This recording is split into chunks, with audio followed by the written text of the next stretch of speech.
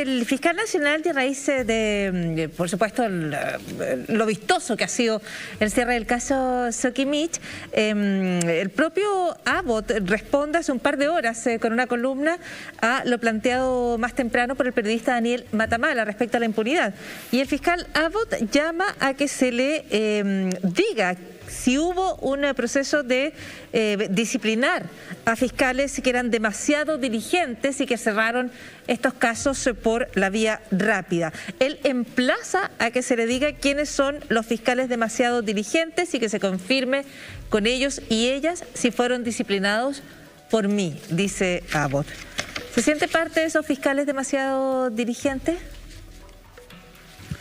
A ver, distingamos, yo en lo personal, yo no soy un fiscal que haya investigado platas políticas ni que tenga que ver en eso.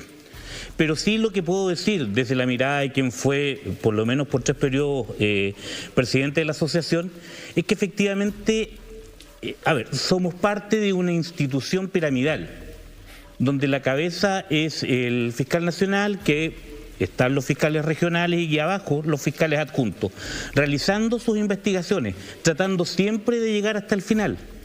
Pero claro, la ley finalmente entrega a los fiscales regionales, que a su vez se coordinan con el fiscal nacional, las decisiones. Y de una u otra manera uno notó en el tiempo que siempre se adoptaron decisiones dentro de la legalidad, dentro de la norma, pero por regla general se fue siempre a las decisiones más consensuales, menos comprometidas, menos inquisitivas, a las decisiones que a lo mejor servían como para mantener la fiesta en paz, para mantener la cosa tranquila, y en pocos casos se llegó hasta el final. Cuando Carlos renuncia fue un caso emblemático de eso. O sea, existiendo la posibilidad de llevar al senador Moreira, me da lo mismo el sector político a todo esto, cuando está la posibilidad de llevar a juicio a un senador por hechos gravísimos, se opta por una salida alternativa. ¿Se estaba dentro de la legalidad en ese sentido? Sí, sin duda alguna. O por lo menos, de acuerdo a lo que uno conocía, ya se estaba dentro de la legalidad. Pero ¿era la solución correcta? ¿Atendía la gravedad de los hechos? Ese ya es otro tema, ¿ya? Entonces, no sé si la palabra es que se disciplinó o no se disciplinó a los fiscales, pero la impronta que se ha dado a la institución es más bien de contemporizar, de aquietar las aguas, de estar tranquilos, de dejar que pase el tiempo, más que de ir al choque, de ir al enfrentamiento, que yo creo que es lo que correspondía hacer en este tipo de casos. Carlos, después de investigar la corrupción política, el financiamiento ilegal de la política y de no poder llegar a puerto en el fondo, ¿cuáles crees tú que son las medidas necesarias para que eso cambie? ¿Qué normas, qué leyes, qué hay que cambiar? Yo diría, Mauricio, que las pondría en 2 niveles, ¿no? Hay, por supuesto, modificaciones que hay que hacer al derecho penal sustantivo y procesal en cuanto a endurecer algún tipo de normativa. Hay un proyecto muy interesante que hoy día ha sido aprobado en la Cámara de Diputados que endurece de manera bastante importante la sanción en general de los delitos de carácter económico y que, dicho sea de paso, ha provocado gran preocupación en el diario El Mercurio, ¿no? Que ya le ha dedicado 2 editoriales diciendo que es un proyecto que va a traer graves consecuencias y que altera la igualdad ante la ley, básicamente. Eso por una parte. Y en lo procesal, conjuntamente, creo que hay que permitir que todas las investigaciones puedan ser iniciadas de oficio por el Ministerio Público. No se sostiene un sistema en que cuando estamos hablando de delitos, es decir, de aquellas conductas que son más contrarias a la ciudadanía, al conjunto de todos nosotros, esas conductas solo puedan ser perseguidas si una persona lo decide. Los delitos tributarios, el Servicio de Impuestos Internos, los delitos electorales, el director del CERVEL, y los delitos de colusión, el presidente de la Fiscalía Nacional Económica. Eso no se sostiene. Expliquémosle a la gente que eso significa que, por ejemplo, la colusión cualquiera, si el fiscal nacional económico no actúa, no hay forma de perseguirla. Y la consecuencia dramática de eso es que esa norma es del año 2016, estamos en el año 2021, han pasado 5 años desde que es posible en teoría perseguir los delitos de colusión, y hasta el día de hoy ni siquiera se inicia una investigación por colusión, ¿no? Pero en eso yo diría que hay bastante consenso, que hay normativas que hay que modificar y el Parlamento tiene que hacer su pega. Pero hay una segunda pata que yo creo que se le da menos importancia, instancia que tiene que ver con el fortalecimiento de las instituciones. Porque muchas veces no sacamos nada con tener leyes que en el papel digan tal cosa, cuando llamados a aplicar esas normativas, las instituciones se inhiben. Y para eso es fundamental entonces que aseguremos la independencia y la autonomía. Hoy día tenemos un sistema que desgraciadamente inhibe por defecto a las autoridades a accionar en contra de otras autoridades, porque el nombramiento en Chile de las altas autoridades está condicionado a que tú no incomodes al poder político. Los ministros de la Corte Suprema, el fiscal nacional, los ministros del Tribunal Constitucional, el Contralor General de la República, todos ellos son nombrados por acuerdos transversales en el Senado. Y eso debiera cambiar. Claro, en todos estos casos se requieren 2/3 de los votos, es decir, necesitas prácticamente que haya unanimidad. Y entonces, si tú aspiras legítimamente a ejercer esos cargos, no tienes que incomodar al poder político. Estamos en un momento constituyente en que estos temas, creo yo, son claves, porque justamente son un resorte de la Constitución, y creo que tenemos que favorecer mecanismos que aseguren la independencia y la autonomía de estos poderes. Perdón, una última detalle. ¿Tú crees que debiera ser electo por votación, por ejemplo, el fiscal? Hay distintas fórmulas, ¿no? Yo creo que eso hay que estudiarlo muy bien. No hay fórmula perfecta. La elección popular tiene también otra serie de inconvenientes, ¿no? Probablemente de mayor manera los partidos políticos finalmente terminarían influyendo en quiénes son los candidatos y cómo se eligen. Son los expertos en participar en procesos eleccionarios. Yo no me caso tampoco con la elección popular, pero creo que más que la fórmula tenemos que atenernos al principio. El principio debe ser: aseguremos la independencia y la autonomía de las instituciones. En ese sentido, Claudio, tú dices que renuncias por presiones políticas. ¿Qué es lo más grave que te pareció ahí? ¿Qué es lo más grave que viste? Yo primero quiero hacer un matiz. Yo diría que lo que yo he dicho es más bien que la Fiscalía Nacional no ha sabido resistir las presiones políticas, y eso conlleva, como se acaba de decir acá, debilidad institucional.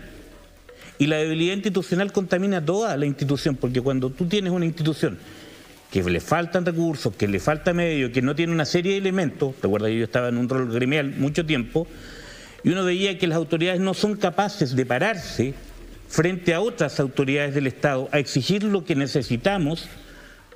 Bueno, entre otras cosas, tú te preguntas por qué. Oye, ¿por qué si necesitamos tener mejores normas, si necesitamos más medios, si necesitamos más cosas, por qué nuestra autoridad no hace nada al respecto? ¿Ya? Y ahí tú también entras a estos temas de que efectivamente la idea es no entrar en conflicto con otros poderes, no romper huevos, estar como tranquilos, claro. Entonces, y ahí da lo mismo que no tengas los medios para trabajar, porque tú no vas a entrar en conflicto con el Ejecutivo, ni con Hacienda, ni con nadie. ¿Ya? Eso también es un elemento que para mí fue muy central en esto. A mí me gustaría ir aterrizando más a los hechos concretos de lo que estamos hablando, de la debilidad de la presión política. La fiscal Claudia Peribancic dijo que no perseveraba con estos 34 personajes. Entre algunos nos sorprendieron porque no los conocíamos, no habían aparecido, porque él sí simplemente no había presentado querella. Pero el Servicio de Impuestos Internos le replicó y le contestó y le rebatió y le dijo: 27 involucrados en acciones penales accedieron a suspensiones condicionales del procedimiento. Es decir, no llegaron a juicio porque hubo un acuerdo, ¿no es cierto?, entre el Ministerio Público y el acusado. 27.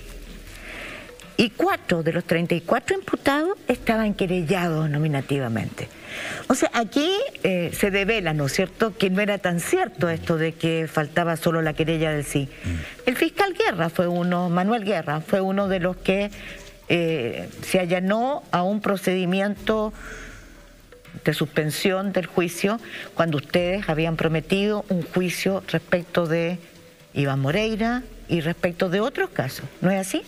Así es, pero yo diría, Mónica, que en general esta pelea que uno tiende a ver ahora y que viene hace rato, ¿no?, entre el Servicio de Impuestos Internos y la Fiscalía, es un poco, me parece a mí, cachetadas de payaso, ¿no?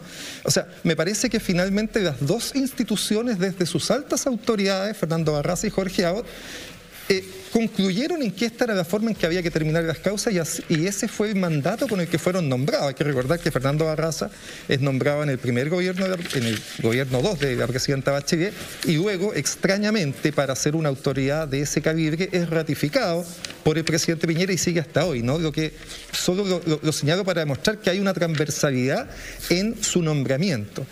Y por lo tanto, cuando uno ve que hay este tire y afloje en las decisiones que se están tomando, a mí me parece que más bien eso es un tanto ficticio, cuando en el fondo han estado de acuerdo en la manera en que se ha tramitado esta causa. Y hago el punto respecto a que la suspensión condicional per se no es una salida que uno descarte de plano. Hay imputados menores, boleteros o personas que tuvieron muy poca participación en que la suspensión condicional es una herramienta posible. Si la crítica que se le hace a la suspensión de Iván Moreira tiene que ver con que fue el primer político involucrado en estos hechos, el político con el cual probablemente había más evidencia probatoria, ¿no? Estaban los famosos correos del raspado de la olla. Fue un político además que ganó gracias a este doping, a diferencia de otros, ¿no? Él gana con este doping y estamos en tiempos de Juegos Olímpicos. Cuando eso pasa, a la persona le quitan la medalla, ¿no? Bueno, ahí lo tenemos sentado en el Senado. Y adicionalmente había sido desaforado por la Corte Suprema, lo difícil que es. Es decir, que nuestro máximo Tribunal de Justicia haya decidido por la mayoría de sus votos desaforarlo y decirle al Ministerio Público: señores fiscales, sigan adelante, pueden llevar a juicio a este señor, e inmediatamente se haya tomado por el fiscal Guerra la decisión de suspenderlo, es francamente una tomadura de pelo también para el propio Poder Judicial. O sea, ¿para qué nos trae toda esta causa si después lo va a suspender? Para la suspensión, digámoslo para la gente que no entiende del concepto, ¿no? No necesitas desaforarlo, lo podría haber suspendido el primer día, la semana, el mes, no 3 años después cuando ya lo tienes desaforado. Entonces, también ahí, creo yo, hay una falta de respeto, una tomadura al rol que jugó la Corte Suprema en su momento. Esas son las decisiones que fueron haciendo que esta causa de a poquito la fueran matando de a poco, ¿no? Porque esa suspensión fue acompañada con la suspensión a la persona jurídica, SQM, también un hecho gravísimo, una persona jurídica involucrada tan fuertemente en estos actos. La ley les permitía al Ministerio Público perseguir a la persona jurídica y también es suspendida con una multa sin ninguna que no tiene relación con la multa que pagó SQM en Estados Unidos. En Estados Unidos, donde el efecto SQM fue muy menor, paga 30 millones de dólares. Acá en Chile la Fiscalía le pide 4 millones de dólares, un séptimo de lo que pagó en Estados Unidos. Y la decisión, que también es muy criticable, es cuando decide no perseguir el cohecho. Un funcionario público que recibe 3 millones de pesos en su cuenta corriente. Estaban recién conversando de Fuente Alba, ¿no? Un funcionario público, estamos hablando de Pablo Wagner, recibía mensualmente en su cuenta corriente cada 2 meses 3 millones de pesos de parte de los dueños de una minera. Digamos que Pablo Wagner era subsecretario de Minería. Subsecretario de Minería, y los que pagaban, uno de ellos era controlador, es controlador de una minera. Dominga. Y la Fiscalía dice: no pasa nada, no es delito. Son decisiones inentendibles jurídicamente y que dan cuenta de este comportamiento que comentaba en la primera parte, que se inhibe ante el poderoso, ¿no? Porque al joven de la calle, a la persona que no da una boleta, etcétera, el Estado es muy riguroso con ella. Pero ante estos graves hechos, y eso es lo que a la ciudadanía le ha terminado de molestar tan profundamente, que se genere esta doble justicia finalmente.